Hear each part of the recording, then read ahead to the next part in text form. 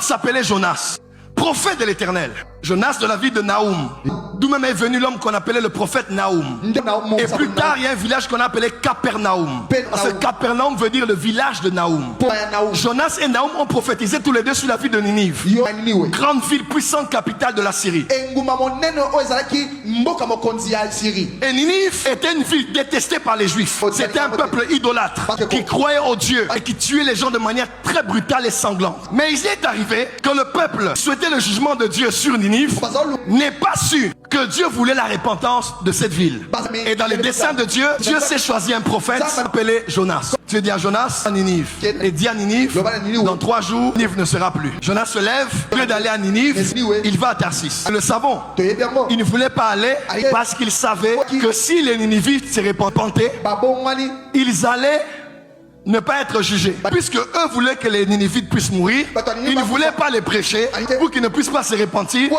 Jonas fuyait, c'était une erreur. Mais derrière ça, il y avait des desseins éternels de Dieu voulant agir dans 2 directions. La première, après que Jonas était dans la barque, il a jeté les marchandises. Vous savez ce qui s'est passé? Jonas a avoué que c'était lui. À peine on jette Jonas, il entre dans l'eau.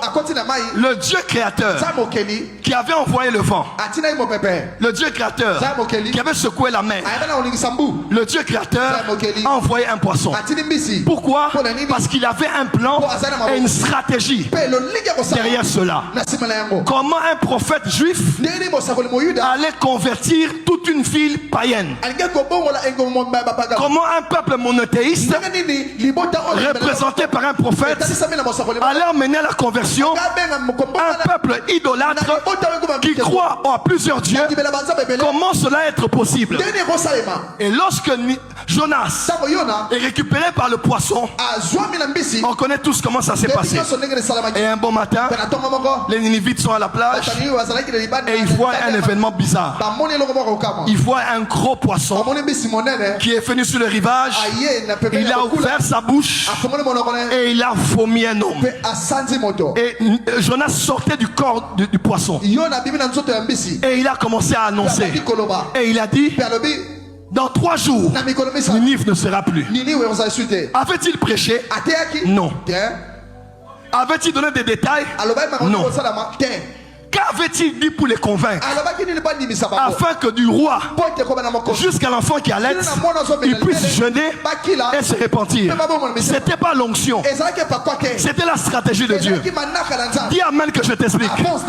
Les Ninivites avaient plusieurs dieux. Un de leurs dieux s'appelait Oan. O-A-N-N-E. Et ce dieu ninivite était un dieu représenté par un gros poisson qui vomissait un homme. Un professeur était un gros poisson qui vomissait un homme. Et ce dieu Oan donnait la paix, la sagesse, la prospérité et la restauration. Quand ils ont vu le poisson, quand ils ont vu Jonas, pour Jonas, juif, c'était Dieu qui le sortait du ventre. Mais pour les Ninivites, il disait, notre Dieu Oan est venu nous appeler à la repentance.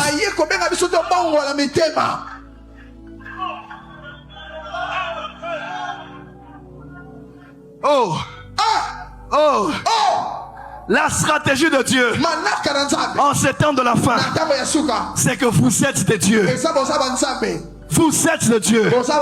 On doit vous voir comme des dieux, vous recevoir comme des dieux. Voilà pourquoi lorsque Dieu voulait sortir Israël d'Égypte, dans une terre de Dieu, Dieu n'a pas envoyé un homme, Dieu a envoyé un Dieu. Car Pharaon n'est pas un homme, il est un Dieu. Et il faut un Dieu pour affronter un Dieu. Dans ce monde où l'argent est un Dieu, l'argent saura que tu es son Dieu. Ça c'est vrai. Merci Daddy. Oh. Merci Daddy. Je dis, tu vas dominer nabi okotondwa sur les dieux esprits qui règnent sur l'argent. likolo ya banzambe milimo etondwa likolo ya misolo. Si l'argent est un dieu, soki misolo ezali nzambe, toi, yo tu seras Dieu sur l'argent. okozala nzambe likolo ya misolo. Écoute-moi, Yoka ngai. l'argent va te poursuivre comme un chasseur poursuit un gibier. Ça c'est vrai. Mbongo kolanda lokola motabokina lukaka ebwele. Comme les flics aux États-Unis dans les films poursuivent les bandits. Je décrète et déclare, l'argent va te pourchasser. Ça c'est vrai. Mbongo kolanda yo koluka yo na likabo. Tu l'appelleras, l'argent viendra. Okobenga ye mbongo ngoya.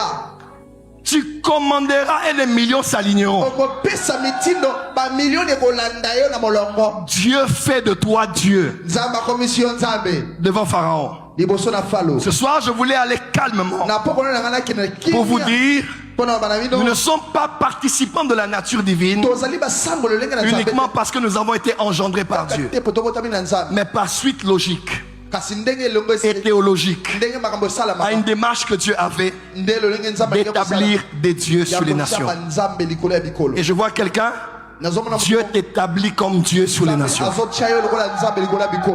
Voilà pourquoi il a dit dans les psaumes et par un prophète, demande-moi. Maintenant, je te donnerai les nations pour héritage et les extrémités de la terre pour possession. Dieu te donne les nations. Ton amen n'est pas ici, pourquoi? Je dis, Dieu te donne les nations. Dieu te donne les nations. C'est quand Dieu nous disait, je te donne les nations.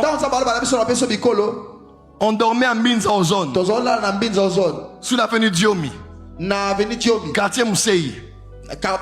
Dans la chambre où on dormait, des fois, il y avait ce qu'on appelait les binsekwa. Tu connais les binsekwa? Les pneus. Des fois, les binsekwa, on les tuait sur les murs. Il y avait des trous sur notre mur de la chambre. Et les binsekwa sortaient de là. Les souris passaient par là. Les cafards passaient par là.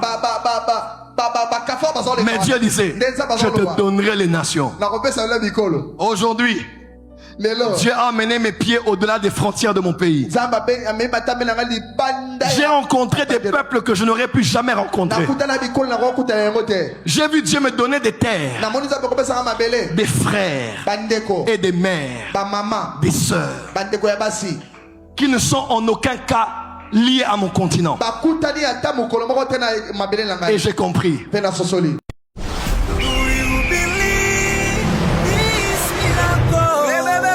Supernatural dunamis power. Rakoto.